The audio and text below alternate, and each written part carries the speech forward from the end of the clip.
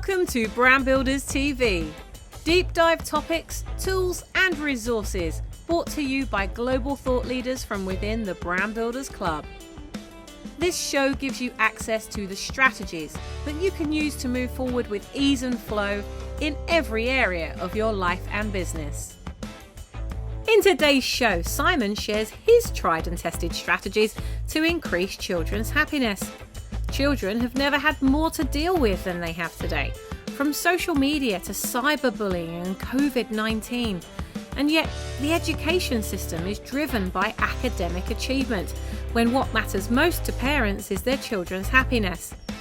Teachers' training doesn't teach them how to improve our children's well-being, their mental health or happiness. So kids are unhappy and take that out on others, sometimes through bullying.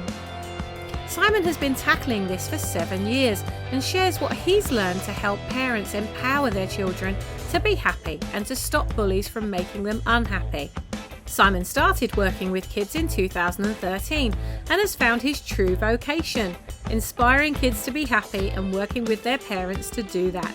So sit back and enjoy today's show. Learn it, model it, and get shit done. Let's go. Hi, good morning to you. Good morning to you. Just want to say good morning to you. So happiness, empowering your child to be happy. Empowering your child to be happy.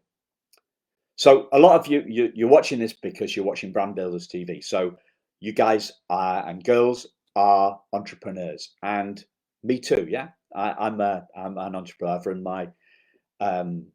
I've run my own business since 1996, and as an entrepreneur, I was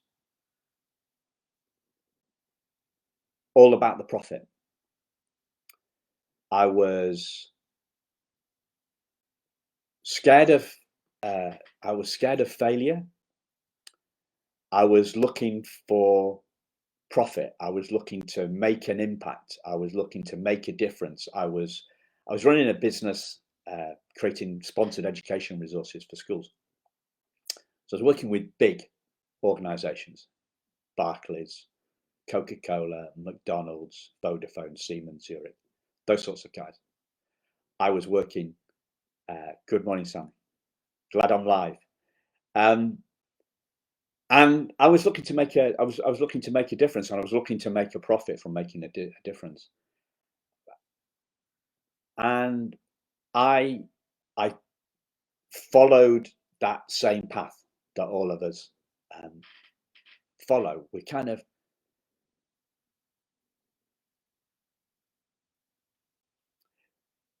We're driving our business forward in the hope that it's going to make us. It's going to make a difference for our customers, and it's going to make a difference to us, and it's going to make a profit, and that profit's going to make us happy. And that's how I run. Looking back on it, that's how I ran my life.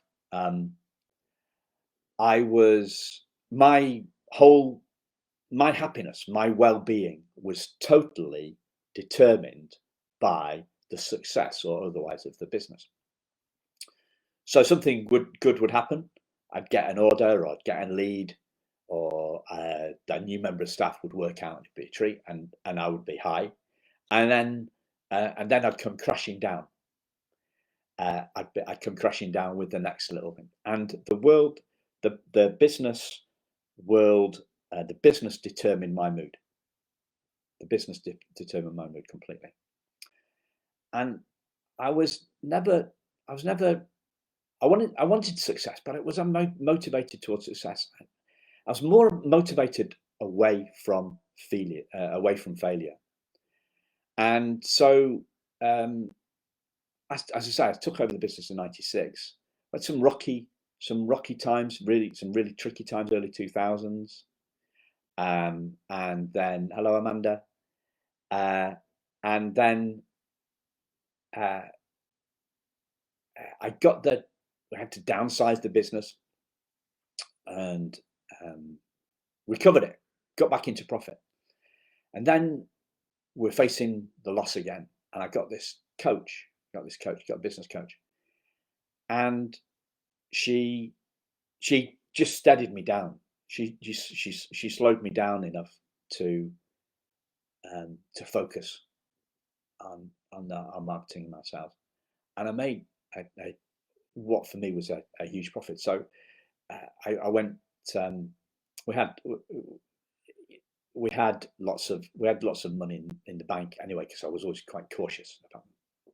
But we hit what was a big profit, with a small firm of five staff. And this was, I didn't have any debt or any mortgage or any car finance or any loans going out. So I hit this target, and the target was £100,000 profit, and I hit it, and it was like, so I could have taken £100,000 straight out of the business if I'd wanted to do so. I didn't, but I did treat myself to a skiing holiday, second skiing holiday of the year, and I was sat on this the ski deck, the deck of a ski chalet in France, and I just had this most fantastic day skiing. Beautiful sunny sky, great snow for April. Great bunch of guys I was with, and I kept on having to kind of like pat myself on the back, because we're brought up to believe that when we hit a goal, that it's going to make us happy, but I was just still worried about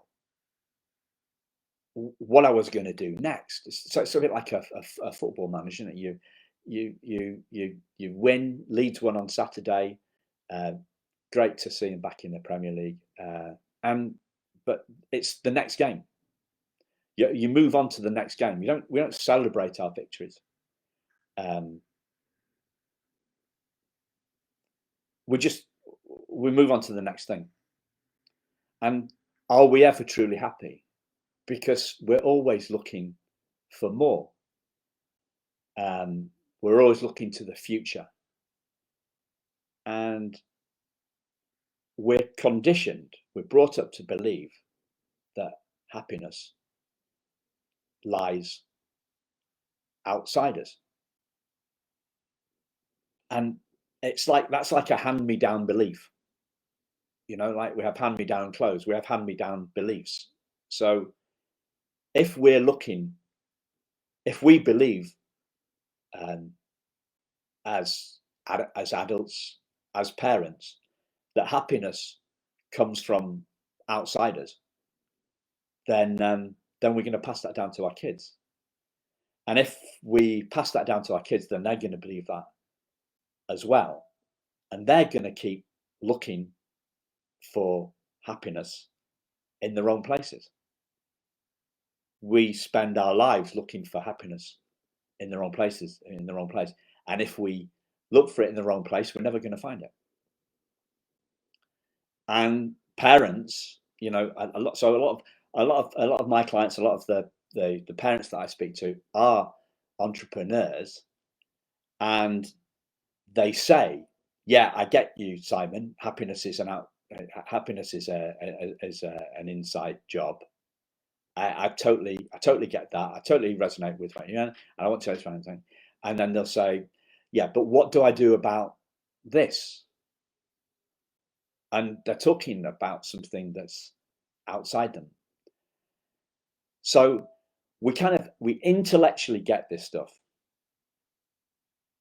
but we don't live it.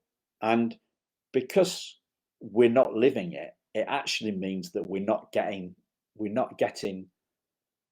this stuff in our bones. We're getting it in our heads. We're understanding stuff in our heads, but we're not getting stuff in our bones. And if we don't get stuff in our bones, we don't truly believe it. And if we don't truly believe it, then we can't share that with our kids. So my focus is on helping parents get this stuff so that they can share it with their kids, so their kids can get it. So back to the story.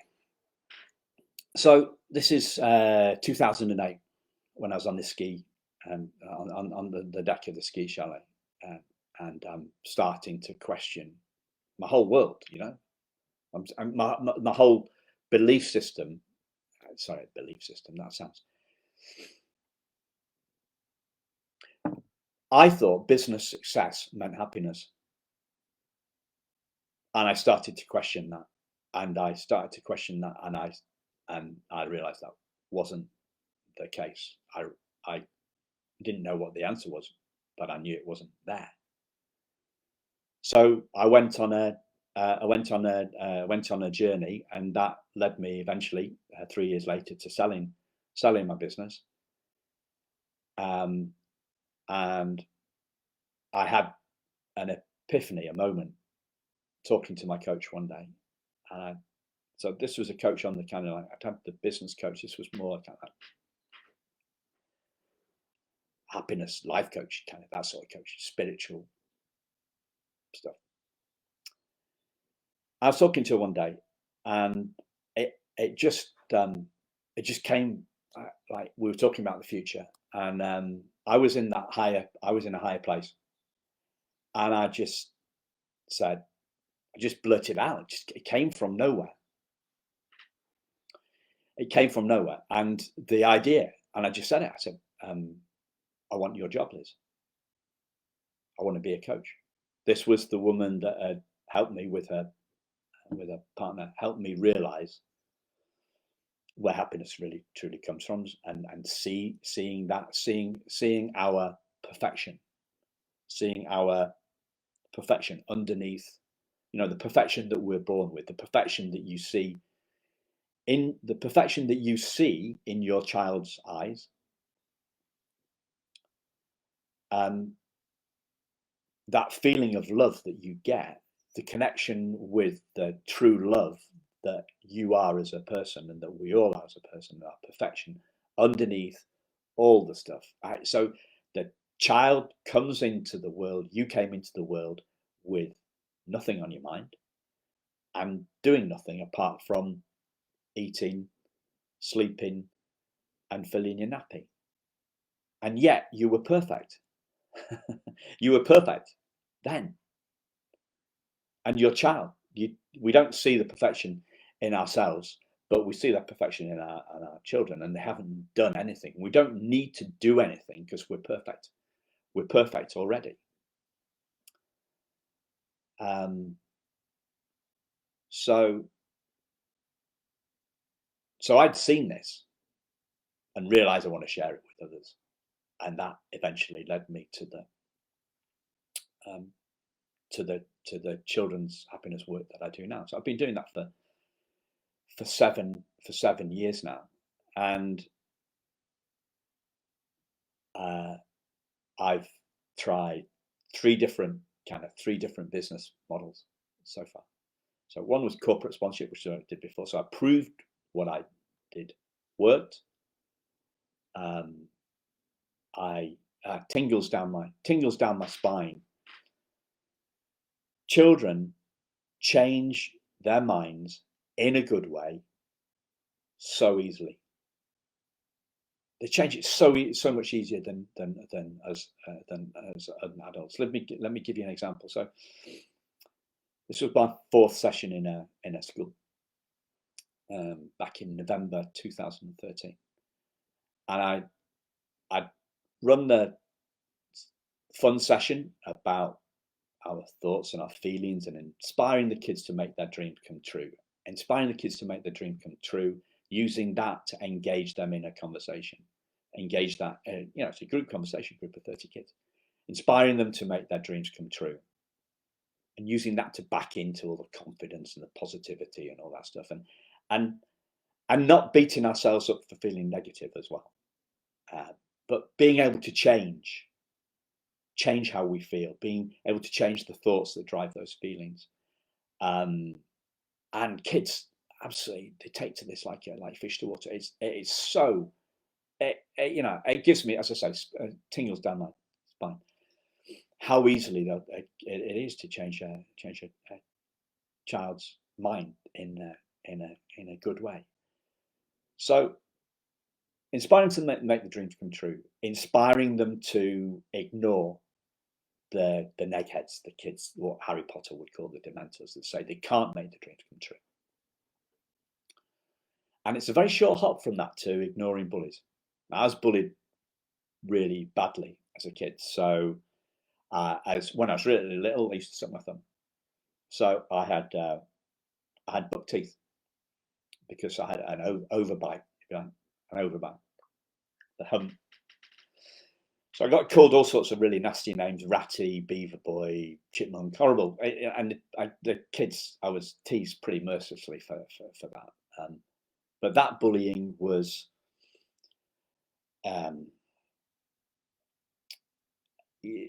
it was totally put into perspective by some far more sinister stuff that happened on scout camp. So I was 10, 11 or something.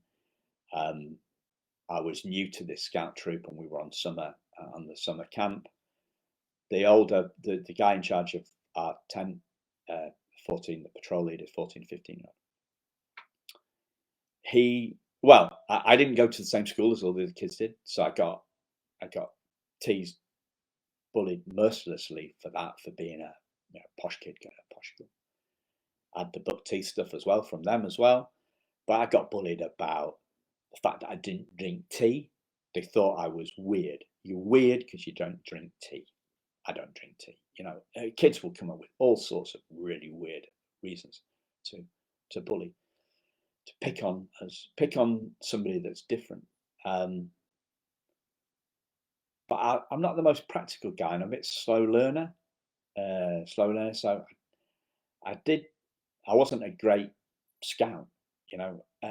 I did things like I picked up wood to burn that wasn't ready to burn. Right? Whenever I made these mistakes, the patrol leader guy made me kneel on the grass and repeat after him, "I am a stupid, worthless piece of," and then lots of swear words that you can imagine, adjectives and nouns. I'm not going to go into any deeper than that, and I don't go into this obviously when I'm working with kids. But my work these days is all with parents, so the schools are shut clearly. The schools have been shut for COVID. So and schools don't, for various reasons, they don't admit they've got a problem with bullying. They see bullying as something different to what we see as parents. So if I messed up, he made me kneel on the grass and repeat all these words. So I shared this story without the profanities, clearly, with 10-year-old kids, for about 5 minutes, of a 40-minute session about making the dreams come true, ignoring neckheads, and confidence, positivity, and all that stuff, and fun.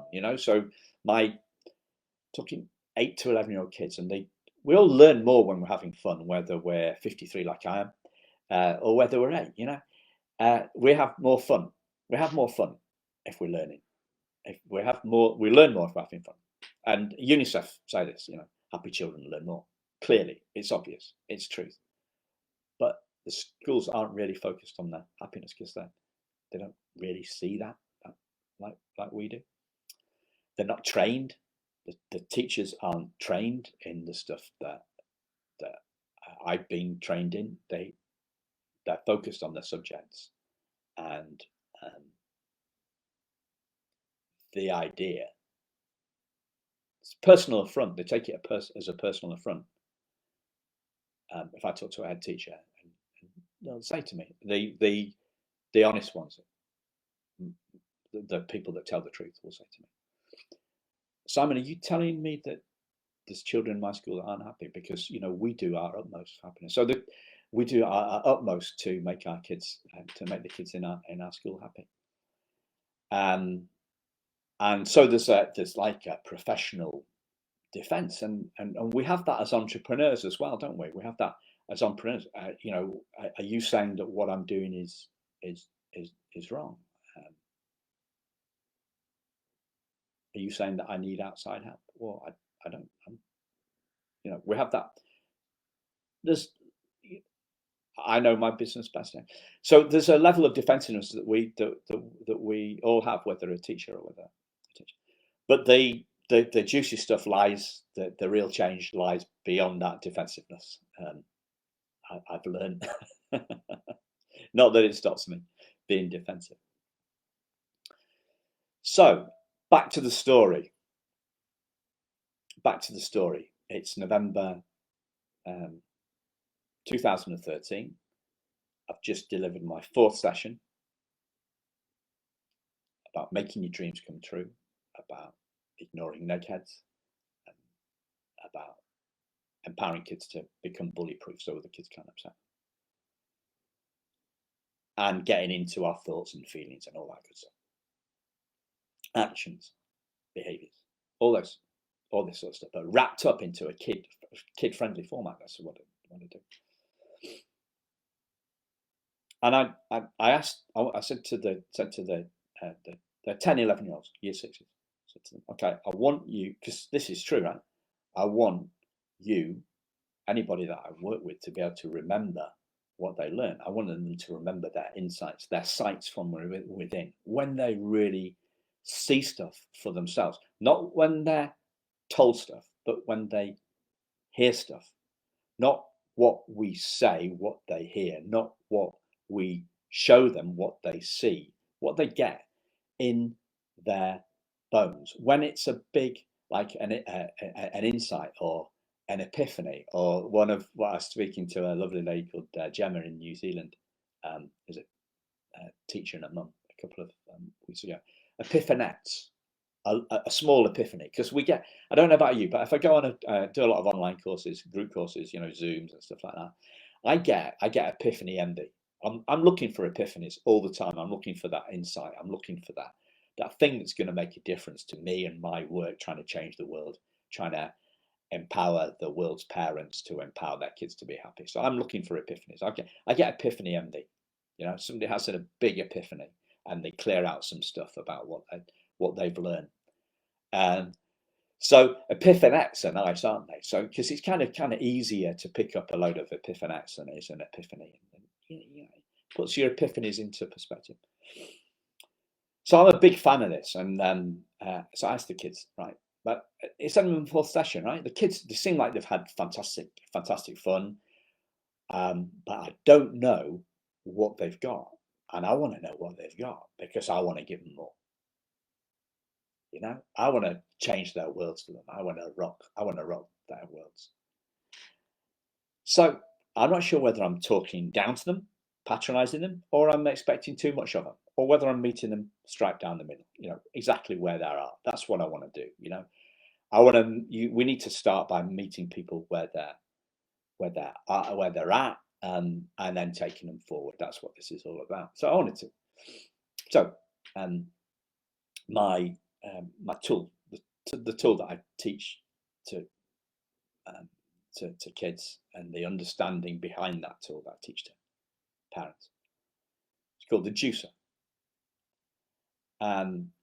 So I say to the kids, oh, some of you may think I'm being pejorative by using the word kids. I'm not. I'm just using it for shorthand for children. Some people get a bit hung up on that. So now I know about the juicer, I can. ... Now I know about the juicer, I can. And you finish that sentence for me. I'm asking the kids to finish the sentence so that they can remember what they've learned, because I've told them that I'm not going to be into that. I'm not going to be into their school for the foreseeable future. They need to prepare for their SATs. So I walk around the class to make sure that if anybody, I'm trying to gauge where they're at. Am I meeting them where they're at? Am I asking them to stuff to do that they can't do, or am I patronizing? Where am I? And this little girl beckons me over and she says, I don't want to tell the rest of the classes. And I say, sure, it's okay. But I want to tell you. And then she tells me the story. She says, well, what I've written down here, Mr. Benn, she called me Mr. Benn. Which makes me feel old. Cool. I was in a pub for lunch yesterday. People keep on calling me sir. It makes me feel so old. This guy he told us he was later he told us he's 44. And I'm 53 and he's calling me sir. And I just think it makes me feel so old. Anyway, call me Simon. I'd say to this little girl, Alex. She told me her name was Alex. Call me Simon. Well, Mr. Benn, oh no, forget it, Si. Don't worry about it. Move on. Get on with the story. Now I know about the juicer, I can go back to dance class. And I'm like, okay. The hairs on the back of my neck start to pick up. The hairs on my arm are prickly. And I'm like, we're on the edge of something pretty huge here. I got a really good feeling about this. And I'm getting the feeling now as are you getting the feeling now? Sammy said to make this experiential. I'm thinking, have I made this experiential enough? I don't know. We've got 5 minutes left. I'm making it. Are you feeling? Here's something for you, business-wise, right? You've got to, when you connect with your clients, you've got to get them there in the room. You've got to get them there with you. So I hope I'm doing that. It was a cold November day in 2013. I forgot to do that. We're on the edge of something here. And then she tells me the story. So she was bullied at dance class for being too good at dancing. What? I'm thinking, my brain's going, what the? Like, I was bullied for being a bad scout and having buck teeth and not drinking tea. Most of all, I was bullied for being not good enough. And here is Alex, a brilliant dancer, naturally. She tells me she wants to be on Strictly. That was a dream, but she couldn't hack the dance. She couldn't hack the bullying from the other the girls, jealous of her, wanted to keep her down. And she stopped going to dance class. She didn't tell anybody. Now, the stuff, she tells me this, and I'm thinking, well, that's me, because I didn't tell anybody. I didn't tell my mum and dad that I was bullied at scout camp. I told them I wanted some braces to fix my teeth, but I never told them why. When we feel like a victim, we feel there's something wrong with us, and we don't take action. And we don't think we're good enough.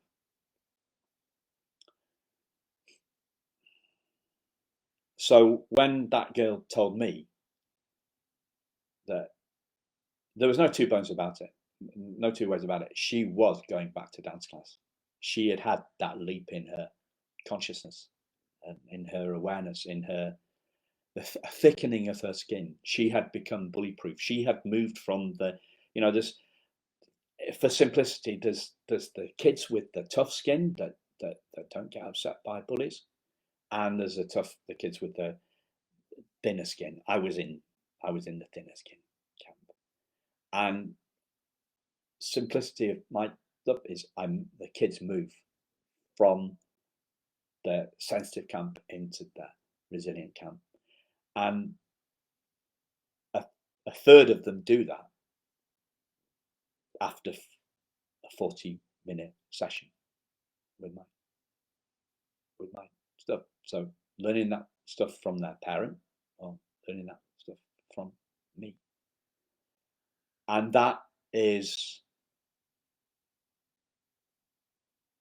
that's where I get my juice from that transformation that I hear from parents and from kids, because I used to do this stuff just with kids, and I thought, well, I've never enjoyed doing this stuff with the parents. So, and that kept me stuck. And then I started working with the parents, helping them, training them in my stuff, so they know what I know. So many parents so worried about their kids, not just bullying, confidence, self-esteem, resilience, ultimately happiness. So many parents tell me they don't know what to do.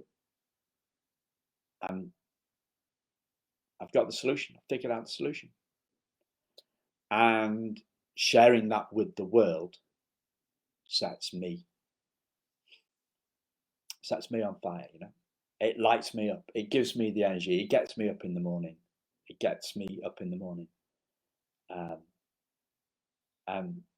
But I still wake up at 4 o'clock in the morning. But now my mind's, how can I get this out to more parents? How can I work with more parents because they're really struggling. They're really worried about their kids. And this isn't just COVID. I've gone 30 minutes. I mentioned COVID. We've gone 30 minutes. That's it. So a great time to bring it in. If you want to explore this with me, come onto my website, simonbenn.co.uk, and you'll find all my contact details there. Set up a call, Zoom or telephone call, whatever you want. Find out more about what I do. And needless to say, I'll say it anyway, I'd be absolutely delighted to hear from you, because if you're feeling some sort of guilt because you want to spend more quality time with your child and help them move on, or you're worried about how your child's doing, then we can sort this together. And obviously if you pick up the phone, you don't know whether you're gonna like working with me until you have a chat with me. So let's have a chat. And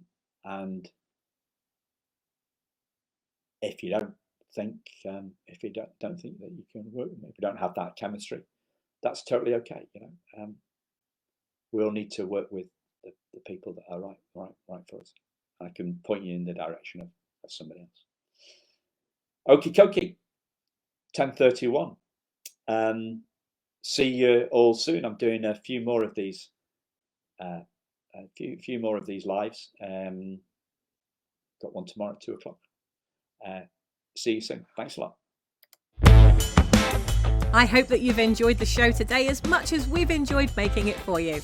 If you've got anything out of this episode, please do tell someone else how they can subscribe to the Brand Builders TV channel at youtube.com/brandbuilderstv. Why not join us at our next Brand Builders Thinkubator, a global mastermind that we run every week to take away the loneliness of being in business on your own. For more information and to book your place, visit light.brandbuilders.club/Thinkubator. That's light.brandbuilders.club/Thinkubator. Until next time, be the ripple that you wish to see in the world, and we'll see you soon.